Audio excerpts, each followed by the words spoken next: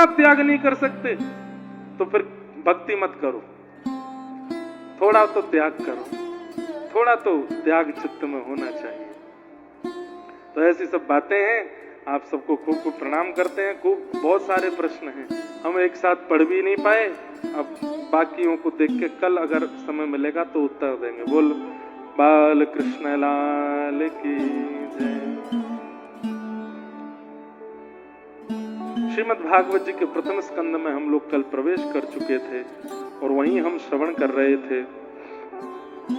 3 मंगलाचरणों का भाव हमने कल सुना और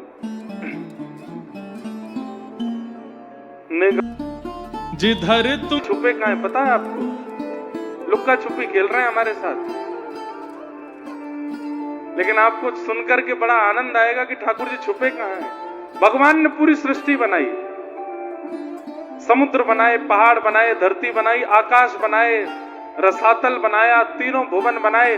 सब कुछ बनाने के बाद में जीव बनाए, जंतु बनाए और जैसे ही मानव को बनाया, मानव को बनाते ही ठाकुर जी मानव से डर गए। ठाकुर जी बोले ओ ब्रह्मा जी ये तो बड़ा खतरनाक है मानव। बोला खतरनाक तो? बोले रुको मैं भागता हूँ, इससे तो बचना है। क्यों? इसको अगर पता चल गया कि मैं परमात्मा हूँ, सब देने की सामर्थ्य मेरे पास है, तो ये मेरा पीछा नहीं छोड़ेगा, बस मांगता रहेगा, सुख दे दो, ये दे दो, वो दे दो, मेरे को इससे दूर रखो, मुझे इससे डर लग रहा है। तो ठाकुर जी पहले समुद्र में चले गए, समुद्र के भीतर जाकर के छुप गए। तो ब्रह्मा जी ने कहा, बोले भगवान ये मानव है, हर दिन इसकी बुद्धि इतनी चतुर होती चली जाएगी, एक दिन आपको समुद्र में खोज लेगा। ठाकुर जी पहाड़ों पर चले गए, बोले यहां छुप जाता हूं। बोले ये मानव इतना चतुर है, यहां भी ढूंढ लेगा। ठाकुर जी रसातल में चले गए। ब्रह्मा बोले एक समय आने पर मानव यहां भी आ जाएगा। ठाकुर जी आकाश में चले गए, ब्रह्मांड में, चंद्रमा पर। ठाकुर ब्रह्मा जी बोले यहां भी मानव आ जाएगा, आपको ढूंढ लेगा। सब जगह ठाकुर जी गए। अंत में ठाकुर जी बोले कहां जाऊं? तो ब्रह्मा जी बोले एक काम कीजिए, इस मानव के भीतर ही छुप जाओ। तो ठाकुर जी हम मानवों के अंदर ही छुप गए। बोले अब ये सब जगह ढूंढेगा, अपने भीतर नहीं झांकेगा, अपने भीतर नहीं ढूंढेगा। ठाकुर जी बोले लेकिन मैं इससे छुपना भी नहीं चाहता, मैं चाहता हूं कि मैं इसको मिल जाऊं,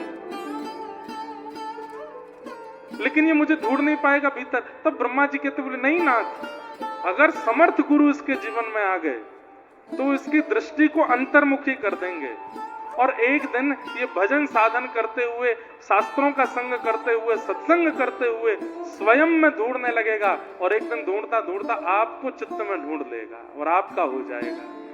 वास्तव में बंधुओं, चाहे तुकाराम हो, नामदेव हो, जनाबाई हो, सूरदास हो, मीराबाई हो, तुलसीदास हो, इन्होंने कहीं बाहर जाकर के नहीं देखा ठाकुर जी को, इनको चित्त में ठाकुर जी दिखने लगे। और चित्त में जब ठाकुर जी दिखते हैं ना, तो जिधर देखूं उदित श्याममयी है। कभी इधर भी दिख जाएंगे, कभी उधर भी दिख जाएंगे। चित्त में नहीं दिखे तो कहीं नहीं दिखे।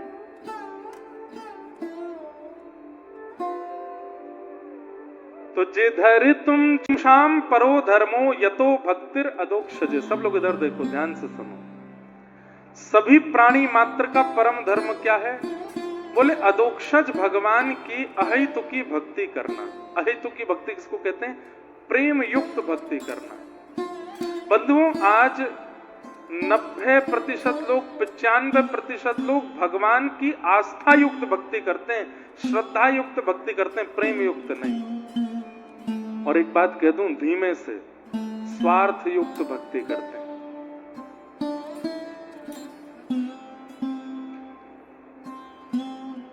दुख हरता, सुख हरता, सुख धरता।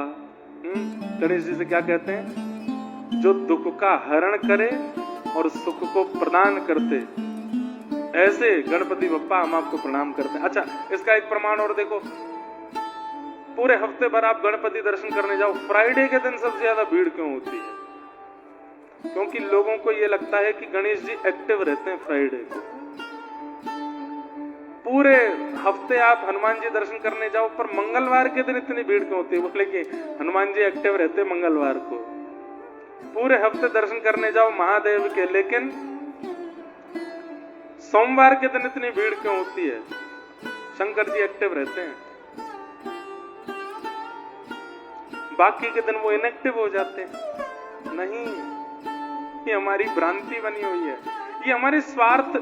पता है क्या, प्राचीन काल में लोगों ने विचार किया, हमारे ऋषियों ने ऐसा विचार किया, आचार्यों ने ऐसा विचार किया, ये रोज नहीं जाएंगे ये मानव, हमको पता है इनकी स्थिति। ये 7 दिन में से 6 दिन संसार के विषयों को ही देंगे, 1 दिन ही ठाकुर जी को देंगे। तो इसलिए किसी की गणेश जी में इच्छा है तो वो फ्राइडे दे दिया, किसी को अगर जैसे मंगल मूर्ति मारुति नंदन, उनको मंगल मूर्ति कहा जाता, वो मंगल है, मंगल करता है, तो इसलिए मंगलवार उनको दे दिया। सोम के दुख को दूर किया महादेव ने, मतलब सोम यानी कि चंद्रमा, इसलिए सोमनाथ महादेव है। चंद्रमा को जो श्राप लगा था दक्ष प्रजापति का कि तुम अपने रूप से विहीन हो जाओगे, तो चंद्रमा ने जाकर के महादेव की आराधना की, तो महादेव ने कहा कि देखो श्राप पूर्ण रूपेण दूर नहीं होगा, पर हम आशीर्वाद देते हैं। बोले क्या? 15 दिन आपके ससुर जी का श्राप लगेगा, एक दिन आप घटते चले जाओगे, अमावस्या के दिन आप अंतर ध्यान हो जाओगे, और अमावस्या के अगले दिन से हमारा आशीर्वाद लगेगा, फिर से तुम अपने रूप में आके पूर्णिमा तक। तो जिन्होंने चंद्रमा के श्राप को सुख में परिवर्तित किया, ऐसे सोमनाथ हैं, इसलिए उनको सोमवार दे दिया। ये हम लोगों के लिए निर्माण कर दिया गया कि चलो इस बहाने जिसकी शंकर जी में इच्छा है, श्रद्धा है, वो सोमवार के दिन चला जाएगा, हनुमान जी की जिसमें है वो मंगलवार को चला जाएगा, गणेश जी की जिसकी वो फ्राइडे को चला जाएगा। हर दिन स्वार्थ व्यक्ति का जब सिद्ध नहीं होता है और वो स्वार्थ के लिए जब भगवान के पास जाता है तो पर्टिकुलर डे पर जाता है, लेकिन निस्वार्थी वो तो कभी भी चला जाता है। अब बालक अपनी मां के कभी चरण नहीं दबाता, लेकिन अचानक से जाकर के किसी दिन रात को बैठ जाए, मेरी प्यारी मां कैसी हो, तो मां क्या कहेगी? क्या बात है, जल्दी बोल। नहीं नहीं कुछ नहीं, पैर दबाने आया हूं। अरे मुझे सब पता है, जल्दी बोल क्या बात है। क्यों, मैं आपके पैर नहीं दबा सकता? अरे भाई बहुत दबा लिए तूने पैर, मैं तेरी बस राजी हूं, तू जल्दी बता काम क्या है। मां बोले हाँ, वो पल्ली गली वाली से ब्याह कर लूं मैं। चल भाग यहां से। ऐसा स्वार्थी बालक, मां जानते, मां का प्रेम तो है उस बालक से, लेकिन वो बालक जब स्वार्थ सिद्ध में आता है, स्वार्थ सिद्धि में आता है, तभी मां की सेवा करता है। ऐसे ही केवल मंगलवार के दिन हनुमान जी जाने वाले, केवल सोमवार के दिन जाने वाले महादेव के पास, केवल फ्राइडे को जाने वाले गणेश जी के पास, केवल थर्सडे को जाने वाले नारायण के पास, वो सब स्वार्थी बालक है। ठाकुर जी उनसे आते कोई बातचीत नहीं करते हैं, सीधे बोलते हैं क्या काम है, काम बोल, निकल यहां से। नाथ ये काम कर दो, ठीक है हो जाएगा जा। उससे ठाकुर जी ज्यादा मतलब नहीं रखते, लेकिन जो रोज जाता है, जो रोज बैठता है, जो रोज देखता है, रोज दर्शन करता है, ठाकुर जी को इतना प्रिय लगने लगता है। बोले ये मेरे से निस्वार्थ भाव से आता है, बस मुझे देखने आता, मेरा दर्शन करने आता, मुझे अपना मानता है। कभी ठाकुर जी की इच्छा हो जाती, ठाकुर जी उसके पास चले जाते। निस्वार्थी सबको प्रिय होता है, हमको भी स्वार्थी व्यक्ति प्रिय नहीं है, हमको भी निस्वार्थी प्रिय, तो ठाकुर जी को स्वार्थी कैसे प्रिय हो सकता है। परंतु आज 90 से 95% लोग भक्ति करने वाले स्वार्थी हैं, उनका एक स्वार्थ है ठाकुर जी से, इसलिए कर रहे हैं। पर यहां पर सूत जी महाराज कहते हैं सबई पुंसाम परो धर्मो, भजन करना चाहे स्वार्थ से चाहे कैसे भी वो धर्म हो सकता है, पर निस्वार्थ भाव से ठाकुर जी का भजन करना ये परम धर्म है। अदोक्षज भगवान की निस्वार्थ भक्ति करना और उसमें भी कोई संबंध युक्त भक्ति करना, ठाकुर जी को कुछ मानना, वो निस्वार्थ भक्ति है, उससे ठाकुर जी प्रसन्न होते हैं। धर्म स्वनिष्ठितः पुंसा विश्वक्सेन कथा सुयः नोत्पादयेदधिरतिं श्रमेव हि केवलम्। अब यहां बहुत अच्छी बात कही गई। व्यक्ति को ठाकुर जी स्वीकार कर रहे हैं, इसका प्रमाण क्या है? भक्त की भक्ति से ठाकुर जी प्रसन्न हो रहे हैं, इस बात का प्रमाण क्या है? आषाढ़ी आती है और महाराज पूरे महाराष्ट्र से वारी जाती है पंढरपुर। आलंदी से लोग जाते हैं, देवगढ़ से लोग जाते हैं और अपना वहां एक बार मेरी कथा हुई खामगांव के पास में एक जगह है शेगांव, वहां श्री गजानन महाराज का सुंदर स्थान। वहां से कितनी लंबी वारी, लोग कितना पैदल चल चल के पंढरपुर जाते हैं। लेकिन यहां पर एक बहुत बड़ी बात कही गई, आप इतना परिश्रम ठाकुर जी की प्राप्ति में करते हो, आप हिमालय की यात्रा करके दर्शन करते हो, गंगा स्नान करते हो, तीर्थों का जल स्नान करते हो, ब्राह्मण भोज कराते हो, गौ सेवा करते हो, आदि आदि ये सब कुछ जो भी कुछ आप करते हो, इन सब भावों से ठाकुर जी प्रसन्न हैं, इसका प्रमाण क्या है? बहुत अच्छी बात है। तब कहते हैं विश्वक्सेन कथा सुया। कहीं पर कोई आचार्य बैठकर के भगवत चर्चा कर रहे हैं और आप वहां जाकर के बड़ी उत्सुकता से बैठ जाते हैं, तब समय निकल गया, कब स्थिति हो गई, कहां पानी की प्यास, कहां बैठने की, बस आप उस कथा में रम गए, उस सत्संग में डूब गए। समझो, ठाकुर जी आपसे प्रेम करते हैं, आपकी भक्ति को स्वीकार कर रहे हैं। मतलब सत्संग ये प्रमाण है, सत्संग में जो आपका मन लगता है वो इस बात का प्रमाण है कि ठाकुर जी आपसे प्रेम करते हैं कि नहीं। कई लोग होते हैं कथा में बैठे बैठे भी उनका फोन बंद नहीं होता, मेरी दृष्टि भी उनको दिखती नहीं है। फिर एक बार, ये मेरा नियम है, एक बार मुझे जो फोन चलाता दिख जाता है, मैं प्रयास करता हूं कि 7 दिन में उसको ना देखूं। यहां पर भी ये कर्ण पिशाचनी आपका साथ नहीं छोड़ रही है। कर्ण पिशाचनी कानों में सारी बातें बोल देती है आकर के, वहां ये चल रहा है, वहां ये चल रहा है, वहां ऐसा हो रहा है। कथा में तो इसको कम से कम स्विच ऑफ ही रखना चाहिए, लेकिन कथा में बैठ करके जो इतना तक भूल जाता हो। अब जैसे भाई गर्मी का समय है, आप आधा घंटा बोल के देखिए नॉन स्टॉप, आपका गला सूख जाएगा, प्यास लगने लगेगी, इच्छा होगी कि कुछ पिला दो। और 1 घंटा कुछ बोलने के बाद तो आपका मन होगा कि भाई अब मुझे कुछ बुलवाओ मत। पर 3, साढ़े 3, 4 घंटा कथा चलती है, ना पानी की इच्छा होती है, एक आसन पे बैठे रहते हैं, ना पैर सीधा करना, ना टेढ़े मेढ़े होने की कोई इच्छा नहीं, एक आसन पे बैठे इसी में बैठे रहेंगे।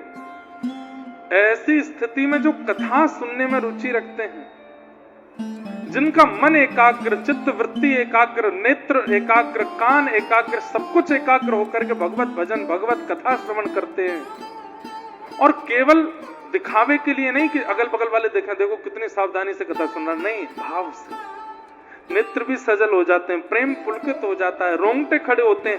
ये सब प्रेम पुलकित स्थिति अगर कथा सुनते सुनते हो रही है तो इसका मतलब है कि आपके द्वारा किए गए भक्ति अनुष्ठान, परिक्रमा, वारी आदि, ये सब ठाकुर जी इन सबसे बड़े प्रसन्न हैं। इसलिए सत्संग में आपकी रुचि बन रही है, सत्संग में आपका मन लग रहा है। छत्रपति शिवाजी महाराज, उनके प्रसंग में आता है कि दुनिया में, पूरे भारत में कहीं भी वे जाते थे, पहले पूछते थे संत श्री तुकाराम जी महाराज कहाँ हैं उन दिनों। अगर उन्हें पता चलता था कि मैं जहां जा रहा हूं वहां आसपास संत श्री तुकाराम जी महाराज प्रवचन करने वाले हैं, तो वे अपने राजकीय स्वरूप का त्याग करके, अपने सेना का त्याग करके, अपने अस्त्र शस्त्र बलों का त्याग करके जाते थे, सत्संग सुनते थे। और कहते इतने छत्रपति शिवाजी महाराज, जिनका रूप देख करके बड़े बड़े मुगल बादशाह थरथर कांपते थे, उनका रूप कितना पराक्रम से भरा होगा, लेकिन जब वो तुकाराम जी महाराज के सत्संग में जाते थे तो वहां नेत्रों से अविरल अश्रुधार गिरते रहते थे, प्रेम पुलकित तन रहता था।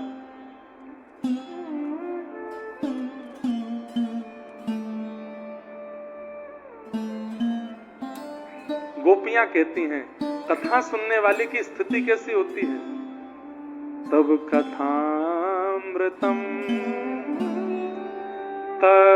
होती है। गोपियां कह रही हैं तब कथामृतम। पहली बात तो कथा शब्द जैसी ना लगती हो, ऐसा लगता हो कि अमृत पिलाया जा रहा है। संबोधनों का ध्यान रखिएगा। और यदि ये अनुभव कथा में बैठ के नहीं हो रहे हैं तो इसका मतलब कहीं ना कहीं ठाकुर जी अभी हमसे प्रसन्न नहीं है, क्योंकि यहाँ स्पष्ट कह रहे हैं कि ठाकुर जी की प्रीति, ठाकुर जी की आपके प्रति प्रसन्नता कथा में रुचि के रूप में प्रकट होती है। सबसे पहली बात, शब्द ना लगते हों, अक्षर ना लगते हों, वक्ता के मुख से निकली हुई बातें अमृत के समान लगती हैं। अमृत मतलब जिसका पान करके अत्यंत तृप्ति का अनुभव हो जाए उसको अमृत कहते हैं। कथा ज्यों-ज्यों कर्ण रंध्र से प्रवेश करे मानो ऐसा लगता है कि बस आहा, अब सब विषाद जा रहे हैं, सब नष्ट हो रहा है, सब संसार के विषय भोग भाव सब खत्म हो रहे हैं, परम शांति की स्थिति बन रही है। पहली बात, तब कथामृतम, कथा अमृत के समान लगे। तप्त जीवनम, जीवन के जितने भी ताप हैं, चाहे वो शारीरिक ताप है, चाहे वो बौद्धिक ताप है, चाहे वो मानसिक ताप है, चाहे वो पारिवारिक ताप है, चाहे वो संबंधों का ताप है, वो सारे ताप धुल जाते हों, भूल जाते हों आप उनके बारे में कथा में बैठ करके। अब यहाँ इतने सारे लोग बैठे हैं, कोई हो सकता है अपनी पत्नी से लड़के आया हो, कोई हो सकता है अपने पति से लड़के आया, कोई बच्चे माता पिता से लड़के आए हों, झूठ बोल के आए हों, कई अपने संसार के बहुत सारे विषादों से, पर यहाँ आते ही परम प्रसन्न, सब भूल भाल गए।